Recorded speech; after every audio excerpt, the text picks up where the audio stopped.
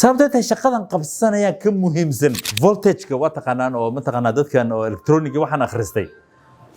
kan voltage u baahan yahay jira mashiinka weyn ee shidan voltage u baahan tahay jirta midda biraha dhalaalisa masku voltage bay u baahan yihiin awoodii aad wax ku qabsan lahayd wuu ku siiyay laakiin daaqadiyada ahayd kulli iskaga markaa jirto maalin kasta intaad u baahan tahay lagu siinay waana inaad nooc min tadriib aad samaysaa waa inaad مثال بنكون شيء حداد ميل حتى كرسي كاسات كفردا حدي أنت ترى أنا محرم أنا وحبرتهم وحخرستو كلي أنا وحخرستو ما أنت ورثات صوف فرستو كرسي فرستو لا بس عاد قبل المفروض يقدر لا بركاكو حنوني لقتاكو حنوني حاجة ولا عجزي وحسن كوب شاي يصير لا ما أنت كلام حداد كودد 8 hours consecutive أنت تفرد أدون وحياله لياب كلا أو مركان مستاس كأني ديارناي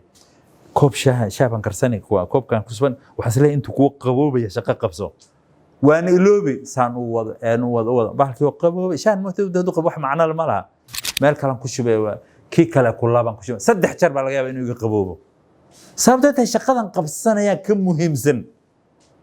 كسر دواو هجاجة كديمي متى هي حرفة لعان مدوني ساينات أورمريس ونولشادا مكان مقيهن حرفدهن هوس ku qoran number 2 xirfada fagaarka hadalka number 2 xirfada habqorinta qoraalka number 3 maamulida waqtiga number 4 xirfada nooca shakhsiyadaada iyo awoodahaaga number 5 xirfada wada xaajoodka iyo doodaha number 6 xirfada xalinta mashaakilaad hadaba hadii ay jawaabtaadu aad tahay hagaag academy waxa ay bilaabaysaa diploma in communication and personal development oo soconaysa muddo 6 bilood ah diblomadan oo ay horay uga aflaxeen dhalinyaro badan oo Soomaaliyeed kuna qaadan doonto 9 xirfadood oo ay ka mid yihiin kuwa aan horay ku soo sheegnay hadaba hadii aad danaynayso istiwaan gali oo hadda soo gaar hagaag academy xafiiskeena oo ku yaala laamiyaraha Soobe dhabarka dambe ee jaamacadda Simad